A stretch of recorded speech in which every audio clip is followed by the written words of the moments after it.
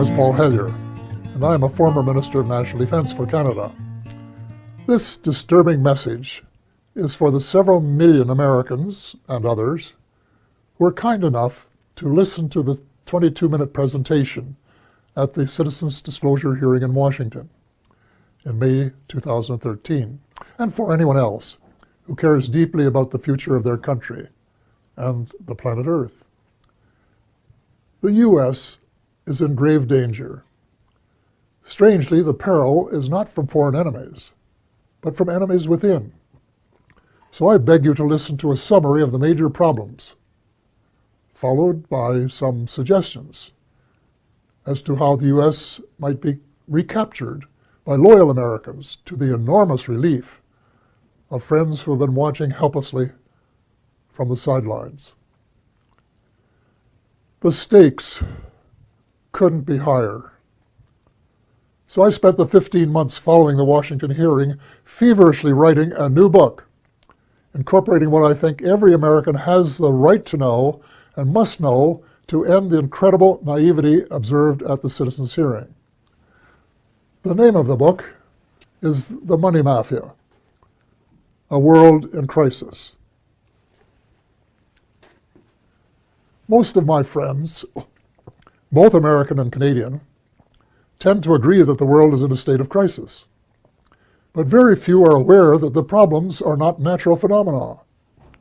They have been engineered by a very tiny elite group of rich, ruthless, and power-hungry people who have been deliberately keeping the majority of decent, hard-working taxpayers totally in the dark. The iron veil of secrecy is now nearing the end of its 7th decade. When World War II ended, little attention was given to Operation Paperclip, under which hundreds of Nazi scientists were brought to the U.S., given new identities, and then appointed to important jobs in the military and elsewhere. Some of them would have been aware of UFOs and the ET presence from their experience in working with them in the 1930s. The American military began to take the subject more seriously after retrieving one of the vehicles that crashed near Roswell, New Mexico, on July 4th, 1947, and decided to back-engineer its technology, which was light years more advanced than anything that we had known. On Tuesday, July the 8th, 1947, at 11 a.m. Mountain Time, Roswell Airfield Commanding Officer Colonel William Blanchard announced in a press release the recovery of a flying disc. That was the truth. Later that same day, at approximately 4:30 p.m. Central Time, Brigadier General Roger Ramey, commander of the 8th Air Force and Blanchard's supervising officer, presented to the press an alternative story. He claimed the Army had recovered a Rowan target device suspended by a neoprene balloon. That was a lie. In fact, it was the cornerstone lie of what was to become a cult of lying and disinformation that is still United States policy today, 68 years later. In my brief address to the Citizens Disclosure hearing, I said that the United States and much of the Western world is ultimately controlled by an unelected, unaccountable cabal. Its apex is the banking and financial cartel, followed by the oil cartel, the CEOs of the largest and most powerful transnational corporations, major intelligence agencies, including the CIA, the FBI, and the NSA, and a major slice of the U.S. military. Their collective power and influence is incalculable, and it is their plan for the U.S. and the rest of us that is so alarming. Their plan is an empire greater in size and power than any empire before it. They call this the New World Order, which, ironically, is the same name Hitler used for the smaller empire he imagined.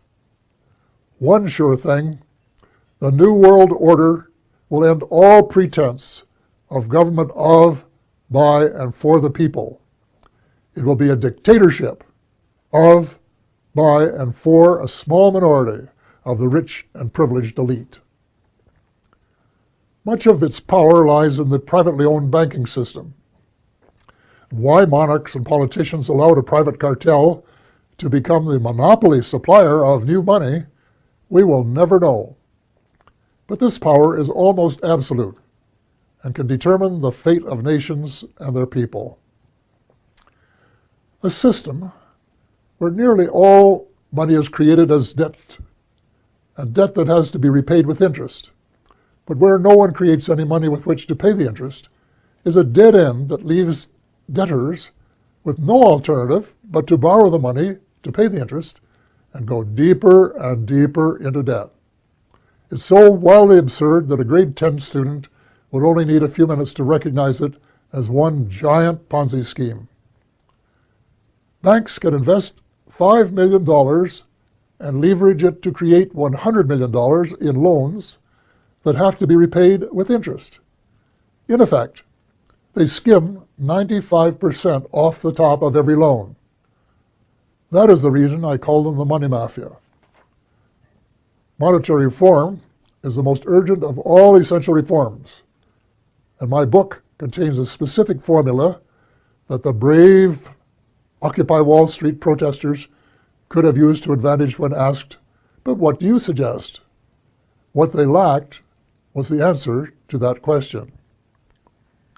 If about 99% of the population don't understand a deception that has been responsible for the Great Depression of the 1930s, the terrible recessions of 1981-82, 1991, and the Great Recession of the 21st century, it's not too difficult to understand why there are so many skeptics about UFOs and their occupants, even though several species have been visiting planet Earth for thousands of years. The crashes near Roswell, New Mexico, that I referred to earlier, were, in a sense, watershed events.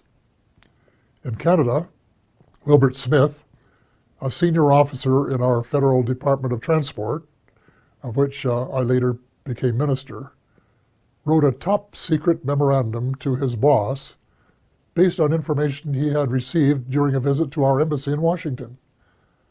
The memo, dated November 21st, 1950, read in part as follows. A. The matter is the most highly classified subject in the United States, rating higher even than the H-bomb. B. Flying saucers exist. C. Their modus operandi is unknown, but concentrated effort is being made by a small group headed by Dr. Vannevar Bush. D. The entire matter is considered by the United States authorities to be of tremendous significance. A control group of 12 senior civilian scientists and military officers was established by President Truman. They were known as the Majestic 12, or MJ-12, which issued a memorandum that included how to respond to UFO sightings by saying that they were natural phenomena, such as plasma or swamp gas, or that the observer might have been imbibing too much Jack Daniels bourbon. Nothing could be further from the truth. Under the Eisenhower administration, much of the physical engineering was transferred to underground facilities in Nevada and Arizona. Meanwhile, much of the control was transferred to civilian agencies in order to create plausible deniability as to its existence. When President Eisenhower wanted to take a look at the restricted areas, he was denied access.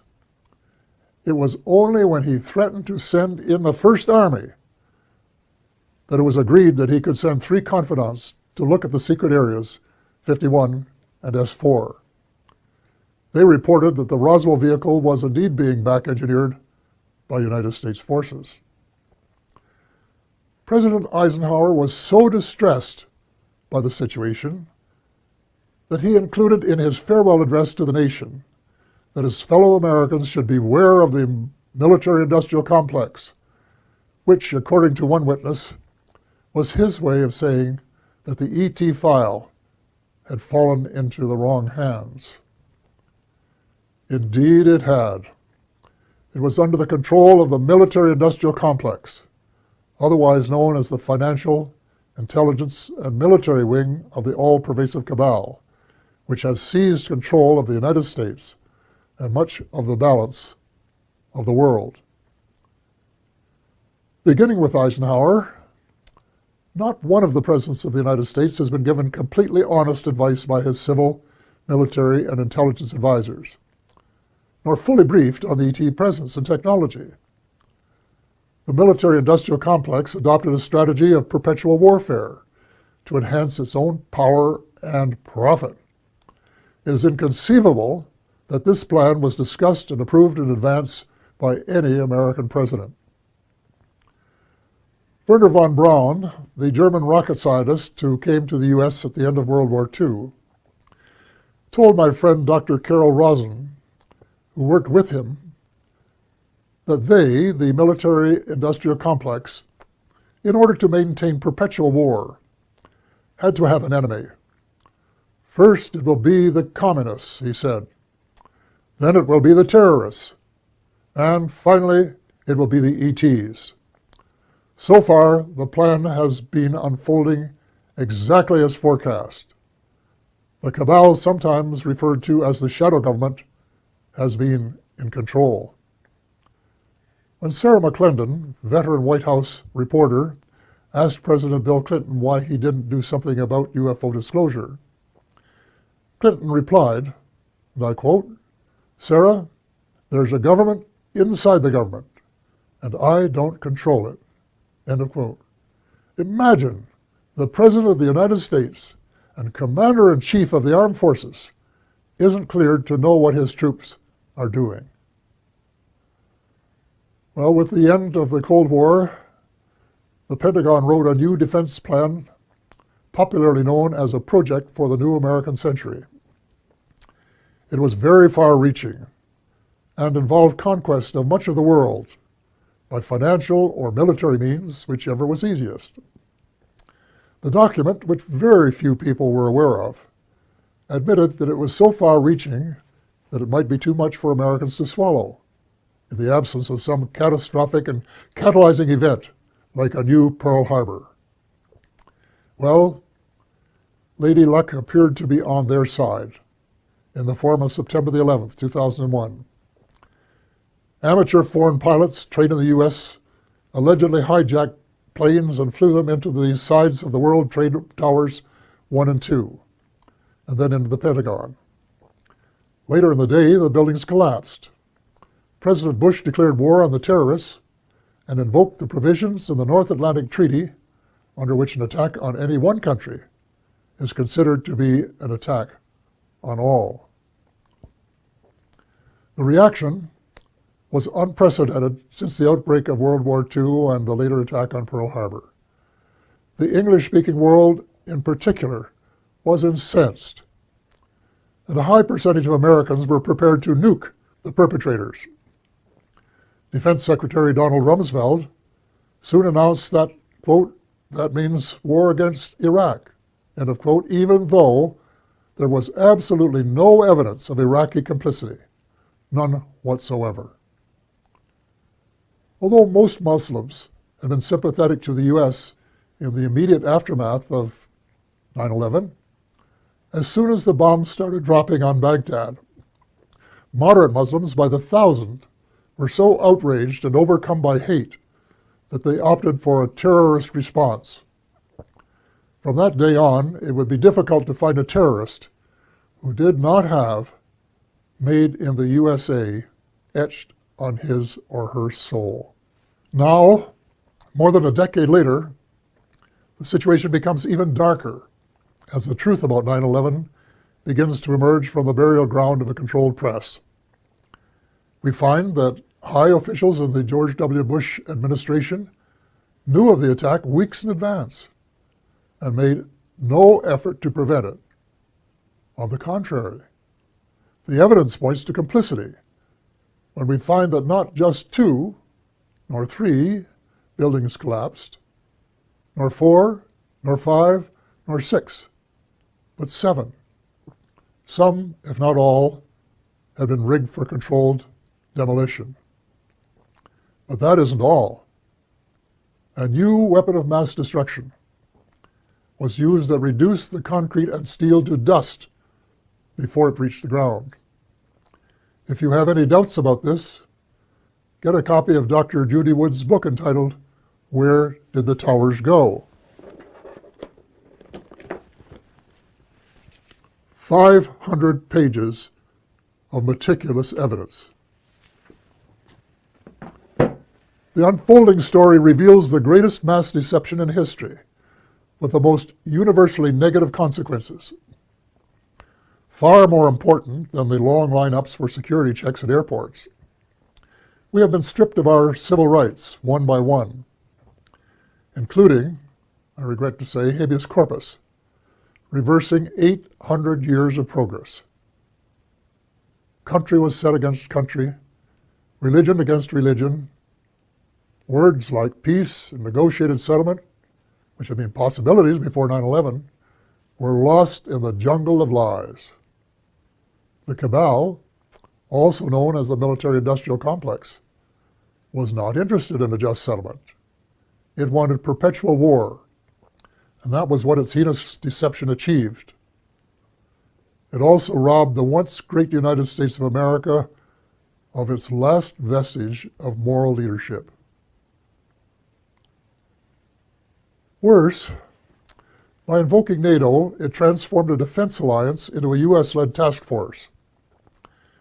And by recruiting former countries from the Soviet Union, an obvious provocation to Russia, it has managed to create rumblings of a new Cold War. The danger lies in the fact that the New World Order is not limited to old boundaries and concepts of empire, and we seem hell-bent toward a third world war. Horrible beyond human imagination. It must not be allowed to happen. Almost every president since Eisenhower has been under the control of the cabal, and President Obama, regrettably, has been no exception. Before he was sworn in as a new president, I saw a picture of his economic advisors, and I said, uh-oh, the same old gang who permitted the Bush recession. Nothing will change. Then when the president persuaded innocent allies to join in a second unwinnable war in Iraq, and a senior U.S. military commander confirmed that it would take several years to win, it was obvious that President Obama was playing the military-industrial alliance game, and that it would be the only winner. Extreme Islam is an ideology, and it can't be killed by smart bombs. Most ISIS recruits begin as young idealists who are repelled by the way the world is being run and are looking for a better way. Any effective strategy must be to win their hearts and minds, and not just to kill them and make them martyrs to a cause. Step number one is to convince President Obama that the policies of his predecessor benefit no one but the arms manufacturers. So all non-Muslim members of the coalition should withdraw from the war against the Islamic State and begin to reverse all of the wrongs committed by the West in recent years.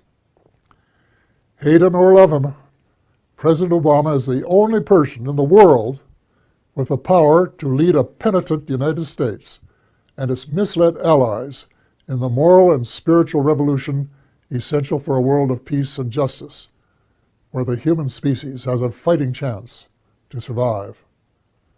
The transformation has to be reversible before the next U.S. presidential election, which could be the point of no return. Ultimately, the Muslims must be allowed to settle their own problems. Before 9/11, Iraq was a Sunni dictatorship that treated its Shia brothers and sisters badly. The U.S. deposed Saddam Hussein and established a new Shia majority that treated its Sunni minority unfairly. The seeds of further conflict were born. The Muslims must resolve their age-long differences as Christians and of different denominations have recently been able to do. Perhaps the United Nations might be invited by the Muslims to convene a meeting of both temporal and religious leaders in search of a better way of settling grievances and differences. Meanwhile, it's time that all the Abrahamic religions, Christianity, Judaism, and Islam, kissed and made up. I was in my 80s before I knew that Allah was my God. My guess is that the majority of Christians are equally ill-informed, and the Israelites should start treating Palestinians as the blood brothers that they really are, instead of as inferior beings. It is wise to remember that the original covenant with the Creator applied to all of Abraham's children, and not just to the favored few. The bottom line is that the use of drones, suicide bombs, and crushing military superiority on the part of Christians, Muslims, and Jews are all prohibited by their holy books. The next step is to persuade all the major religions to practice the one principle that they have in common, which is to treat others the way they would want to be treated if the roles were reversed. Universal practice of the Golden Rule would transform the world. I get hundreds of emails from decent Americans and like-minded individuals in a dozen countries who want nothing more than the end of militarism and a massive shift in priorities toward universal peace and justice. Quite a few are involved in small projects that are making a significant difference at the micro level. But most of them are realists and recognize that the cabal doesn't want peace and justice. It wants power, wealth, and empire. So what can an individual do in the face of unprecedented power and wealth? The cabal, headed by the banking cartel, has almost unlimited financial power. But we the people have the numbers and must combine our limited power to form a critical mass that can move mountains. There is no guaranteed formula, but an educated guess would be that if 5 million decent and determined Americans got a copy of The Money Mafia, A World in Crisis, read it carefully, and then actively supported the comprehensive action plan set out in it, a miracle could happen. Each one of the 5 million would have to write a personal letter to the president, their senator, and their congressperson, demanding action forthwith in each of the critical areas in the same spirit of bipartisanship that would be expected in a war to save the world, which is exactly what is at stake. I am not going to repeat the list of essential reforms here, except for a few key items. The U.S. should play a leadership role in ending the private bankers' monopoly to print money. Actually, it isn't really money, it's just credit created out of thin air, a computer entry, and restore some of the power to the people that is rightfully theirs. President Obama can mint $2 trillion platinum coins to get the ball rolling, while legislation is prepared to take over the Fed and establish a 100% publicly owned central bank, a central bank of the United States. There cannot and will not be peace and justice on earth while the Fed continues to exist. Speaking of justice, if President Obama really wants a place in history as a friend of the 99% rather than the 1%, he can fast-track the Trans-Pacific Partnership into oblivion. Even the name is a lie. There is no way it is a partnership. It should be called the Trans-Pacific Power Grab by a small elite group who want to feather their own nests at the expense of other people's rights to run their own affairs for their own benefit. So the choice is yours, Mr. President, to decide if it will be the people or the cabal. There must be full disclosure of what the cabal and the U.S. shadow government have been doing since World War II. To what extent has the extraterrestrial space and weapons technology been back-engineered? And is it true, as the late Ben Rich, former CEO of Lockheed's Skunk Works, said, and I quote, "We, the U.S., now have the technology to take ET home," end of quote. The extent to which there has been collaboration between the cabal and the ETs. What species? What motives? Were there agreements signed? And if so, were the terms of the treaty or treaties lived up to? To hear the truth emerge after so many years of continual lies and darkness will require either that the National Security Act of 1947 be rescinded or suspended, with a general amnesty so that decent Americans can tell the truth without fear of retribution. A kind of truth and reconciliation process will be required. Then there are the positive benefits that must be pursued.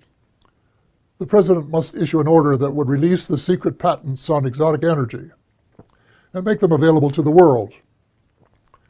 The secret technology, in combination with a flexible financial system, will make it possible to convert from an oil economy to a clean economy in 7 years. It will provide billions of new jobs worldwide and help close the ever-widening gap between the haves and the have-nots. Simultaneously, a project should be started to restore our oceans before the food chain has been permanently broken. In addition, worldwide programs of forest preservation and reforestation should help provide the carbon sinks essential for greater stability in weather patterns. Speaking of changing weather patterns, full disclosure should give us a better idea of how much weather patterns have been altered by government tinkering. Due to restraints of time, space, and expertise, my book makes no mention of either chemtrails or the high-frequency active auroral research program known as HAARP. But from what I have heard and read from credible informants, I would say that they are Satan's illegitimate Siamese twins of death and destruction. If so, they should be terminated at once and relegated to the netherworld from which they came. And before the people of the world become aware and launch a $10 or $20 trillion class action suit against the United States Air Force, its contractors, associates, and suppliers. A visit to the battlefields of World Wars I and II in November of last year affected me profoundly. The slogans were everywhere. Never again. We had seen the horror of man's inhumanity to man, which was sordid beyond belief. Yet as I reflected on the real world of today, I thought that the millions who gave their lives had died in vain. Even before the Second World War was over, a group of greedy, self-centered men were plotting the next round, and they have been working assiduously at their plan.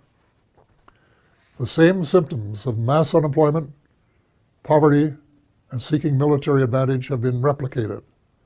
But the next time, we would start off with weapons of mass destruction just in their infancy then. The next time, it is not just supremacy that is at stake, although there are some who think so. It is the survival of the human species that is at stake. God will not be mocked. We have been given the choice of making our planet uninhabitable, as we have been told some other species have done, or we can move in the opposite direction of peace, love, justice, and cooperation for the betterment of all, rich and poor alike.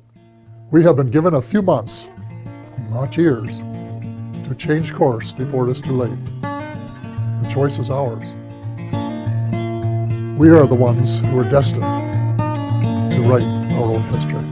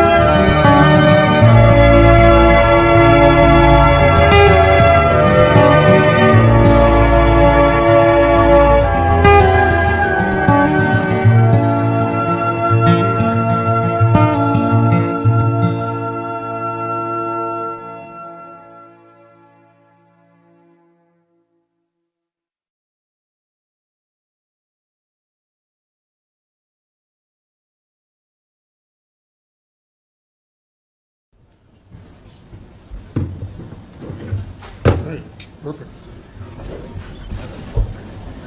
Well, thank you very much, Steve and Cheryl, for that much too generous introduction. If my late mother were here, being my mother, she would believe every word of it. If my late father were here, being a realist, he would probably wonder who you were talking about. But introductions of that sort remind me of the small boy who fell headfirst into a barrel of molasses.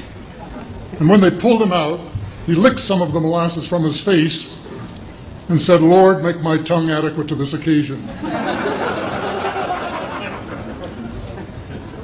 Well, actually, this is not my night for humor, and I'm not a match for either Stephen or George.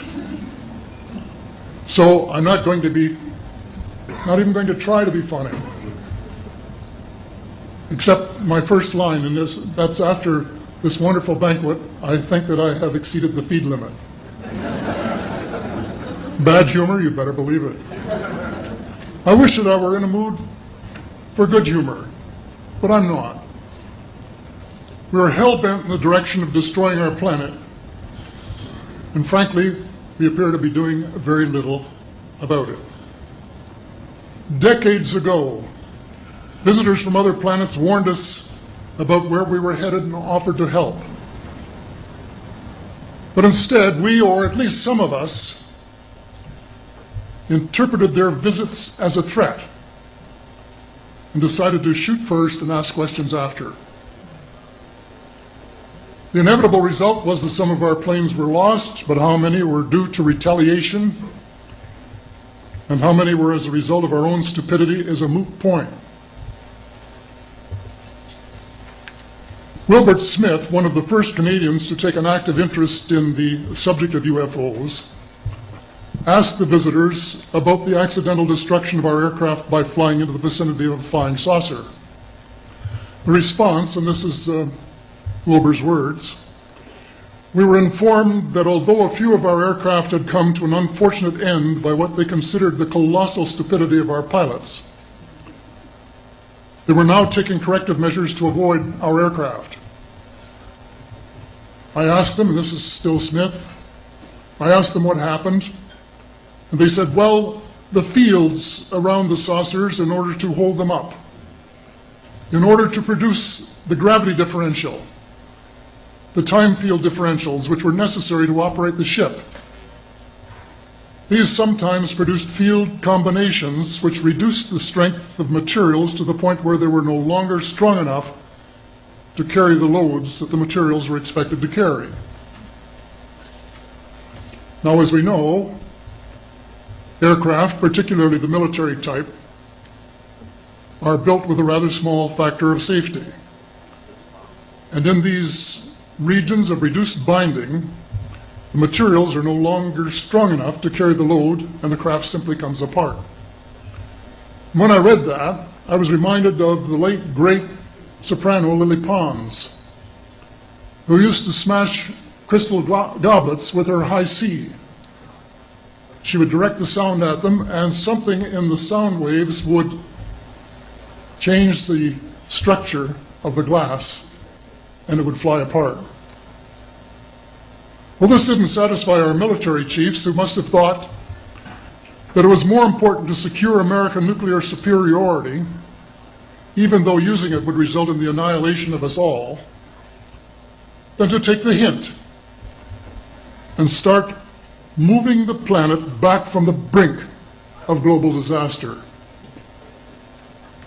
They, the military, must have been and still are so paranoid that they feel it necessary to use the visitors' technology to fight them off, rather than welcome them as partners in development, though they may have seconded a few renegades to assist them in what can best be viewed as diabolical developments. Stephen has said that talking about UFOs is passé, and that we should be talking or limiting our talk to exopolitics. Well, Stephen, I agree with you in theory, but in reality we have a problem when official U.S. policy insists that UFOs don't exist. The veil of secrecy must be lifted, and it has to be lifted now, before it's too late. It is ironic that the U.S. would begin a devastating war, allegedly in search of weapons of mass destruction, when the most worrisome developments in this field are occurring in your own backyard. It is ironic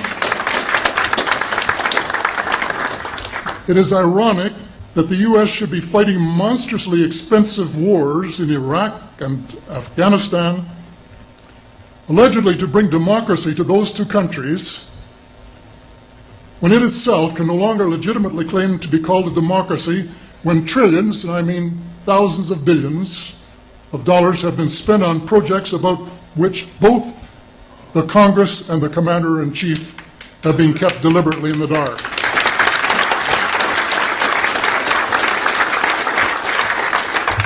How much has been accomplished in 60 years of feverish activity by some of the most educated minds in the United States? Has America developed flying saucers that are visually indistinguishable from the visitors, as alleged? And if so, what do they propose to do with them? Even more critical, what progress has been made in the development of clean energy sources that could conceivably replace fossil fuels and save the planet from becoming a veritable wasteland? Well, who has the answers? Someone does, but apparently they aren't telling either secretaries of defense or presidents because they don't have, quote, a need to know. In a story told by Dr. Stephen Greer, President Clinton was asked a question by White House reporter Sarah McClendon about why he didn't do something about disclosure. And Clinton replied, "Sarah, there's a government inside the government, and I don't control it." Excuse me, doesn't the Commander-in-Chief and the person who allegedly has their finger on the nuclear trigger have a right to know what his subordinates are doing? The people of the United States who have paid the bills have the right to know. The people of the world demand to know because it is our descendants too whose lives are in mortal danger. It is time for the people of the United States to launch a new war against the evil of lies, deceit, and darkness, and go all out to win the victory of truth and transparency and light. Thank you.